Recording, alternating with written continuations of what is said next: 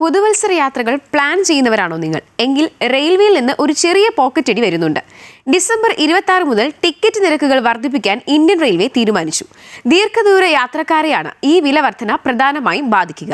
പ്രവർത്തന ചെലവിലുണ്ടായ വർധനവും ശമ്പളം, പെൻഷൻ ഇനങ്ങളിലെ ഭീമമായ തുകയും കണക്കിലെടുത്ത് പ്രതിവർഷം 600 കോടി രൂപയുടെ അധിക വരുമാനമാണ് റെയിൽവേ ലക്ഷ്യമിടുന്നത്. പുതിയ പരിഷ്കാരം അനുസരിച്ച് 215 കിലോമീറ്ററിൽ കൂടുതൽ ദൂരമുള്ള യാത്രക്കാർക്കാണ് നിരക്ക് കൂടുക.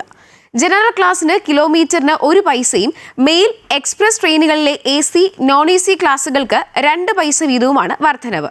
ഉദാഹരണത്തിന് 500 കിലോമീറ്റർ യാത്രയ്ക്ക് ഒരാൾ 10 രൂപയോളം അധികം നൽകേണ്ടി വരും.